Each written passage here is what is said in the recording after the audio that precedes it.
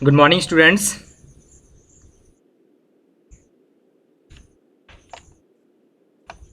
Good afternoon, sir. Afternoon, sir. Good afternoon, sir. Good afternoon. Good afternoon, sir. आज के इस online class में हम लोग फिर से अपना जो चैप्टर फर्स्ट है वो स्टार्ट करने वाले हैं। Chapter first, reproduction in organism, जीवों में प्रजनन। इससे संबंधित बहुत सारे बातें हम लोग ऑलरेडी स्टडी कर चुके हैं। इसमें हम लोग पिछली कक्षा में सेक्सुअल रिप्रोडक्शन, लैंगिक प्रजनन के बारे में देख रहे थे। और लैंगिक प्रजनन में इवेंट्स से हम लोग को बढ़नी है। तो देखिए कि इवेंट्स इन सेक्सुअल रिप्रोडक्शन या फिर लैंगिक प्रजनन के इवेंट्स कौन कौन से हैं उसे जानना है। तो इसमें सबसे जो फर्स्ट इवेंट्स होता है हम लोग का प्री फर्टिलाइजेशन इवेंट्स, जिसे कहते हैं निषेचन की पूर्व की अवस्था। दूसरा फर्टिलाइजेशन, निषेचन अवस्था। तीसरा पोस्ट फर्टिलाइजेशन इवेंट्स। और पोस्ट फर्टिलाइजेशन इवेंट्स मतलब होता है निषेचन की पश्च की अवस्था। तो अब प्री फर्टिलाइजेशन में भी समझिए कि गैमेटोजिनेसिस और गैमिट ट्रांसफर दो प्रक्रिया हैं। गैमेटोजिनेसिस मतलब होता है युग्मक जनन की प्रक्रिया, गैमिट निर्माण की प्रक्रिया, और गैमिट ट्रांसफर मतलब होता है कि युग्मक का किस प्रकार से जीवों में ट्रांसफर होता है। इसके बारे में हम लोग जानेंगे। तो सीधे हम लोग इसमें एक एक के बारे में जानते हैं।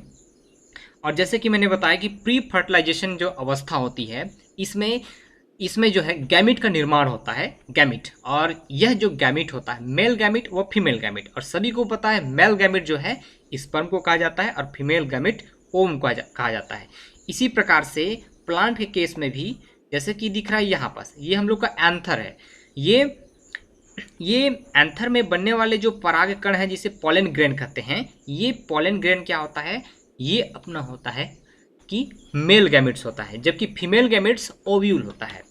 अब इसमें समझिए अगले क्रम में हम लोग ये जानेंगे कि गैमेट की बनने की जो प्रक्रिया है वो किस प्रक्रिया से बनता है। तो गैमेटोजिनेसिस पूरी प्रक्रिया है जिसे युग्मक जनन की प्रक्रिया कहते हैं, और उसी युग्मक जनन की प्रक्रिया से गैमेट बनता है। तो एक गैमेट बनने की जो बात है वो सभी हम लोग ऑलरेडी जान चुके हैं। और जैसे कि मैं बता चुका हूँ कि गैमेट जो है वो दो प्रकार का होता है। यदि होमोगैमेट्स की बात करेंगे तो एक समान दिखने वाला गैमेट्स, मतलब कि जैसे कि ये शैवाल है, शैवाल का जो गैमेट रहेगा मेल व फीमेल गैमेट दोनों एक जैसा दिखाई पड़ते हैं, इसलिए ये क्या कहलाएंगे, होमोगैमेट्स कहलाएंगे। लेकिन मनुष्य का देखिए कि मनुष्य का अलग अलग दिखाई पड़ता है, मतलब मेल गैमेट की संरचना अलग है, ये मेल गैमेट हो गया, ये फीमेल गैमेट, दोनों की संरचना जो आकार आकृति वो अलग अलग है। इसलिए इसे हम लोग क्या कहेंगे, इसे हम लोग कहेंगे कि हेट्रोगैमेट्स कहेंगे, अलग अलग दिखाई पड़ने वाला गैमेट्स कहलाएगा।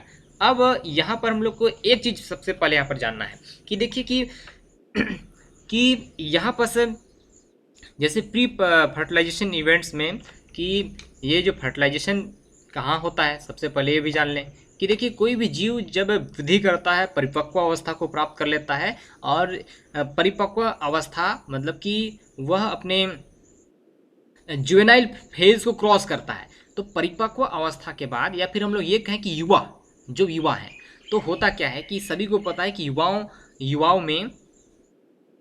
युवाओं की बात हो रही है। तो जैसे ही मान लेते हैं कि हमारे समाज में कोई लड़का है, कोई लड़की है, जैसे वह अपनी पढ़ाई कंप्लीट कर लिए, युवा है, और उनका जो है मैरिज होता है। तो मैरिज होता है, लड़का और लड़की का मैरिज होता है। तो समझिए कि वो दोनों, एक लड़का एक लड़की, दोनों का मैरिज हो रहा है, तो उसे हम लोग कहते हैं कि एक लिंगी कहेंगे, या फिर दूसरी बात समझिए एक लिंगी।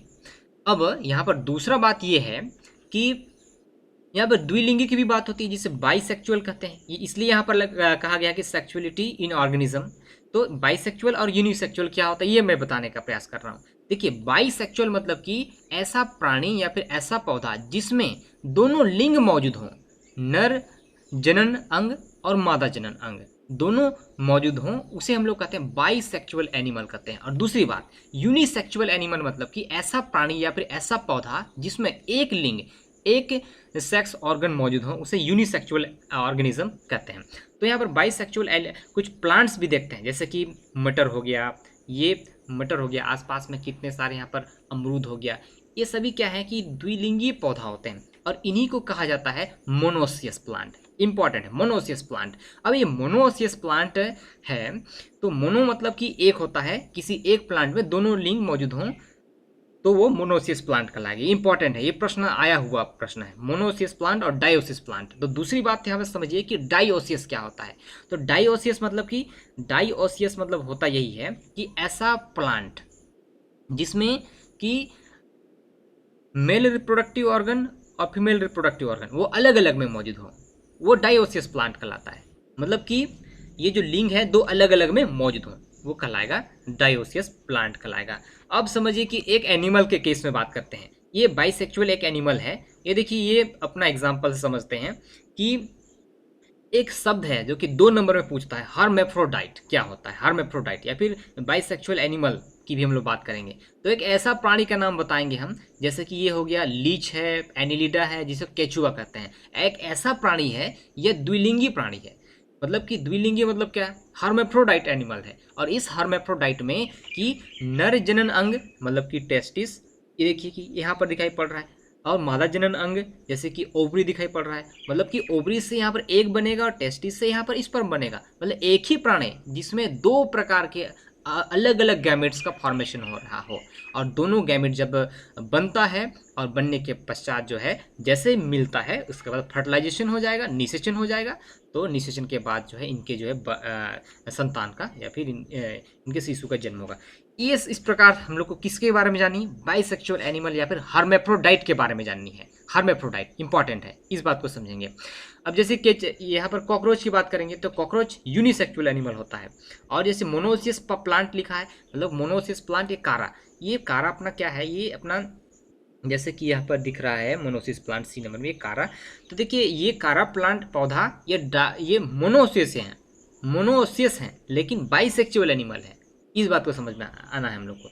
डायोसियस प्लांट मतलब कि मार्केंसिया इस प्लांट में क्या होता है, ये यूनिसेक्सुअल है। इस बात को समझना है। तो ये बातें हम लोग को जानना था। इतनी बात हम लोग जानने के बाद देखिए ये सब सारी बातें हम लोग जान चुके हैं। अब हम लोग को यहाँ पर ये जानना है कि जब गैमिट बनता है तो देखिए कि गैमिट जो है हैप्लॉइड होते हैं। गैमिट हैप्लॉइड होते हैं, मतलब कि स्पर्म और ओवम ये हैप्लॉइड गैमिट होते हैं।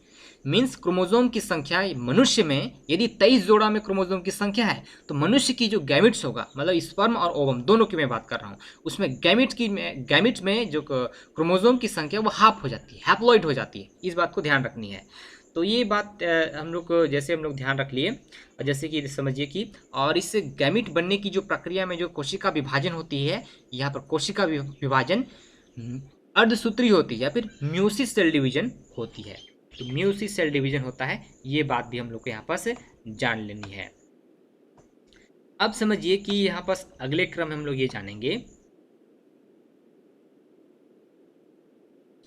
ठीक है, यहाँ पर इतना जाननी है। इसके बाद अगला जो हम लोग का रहता है वो गैमिट ट्रांसफर है, तो मैं उसके लिए फिर से अगले क्रम बताएंगे। अच्छा, जो भी प्रश्न है, जितना बातें मैंने बताया अभी, इसमें किसी को कोई डाउट है क्या? जल्दी से बताओ।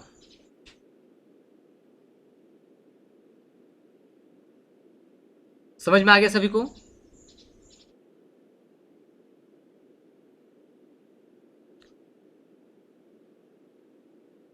किसी को कोई डाउट?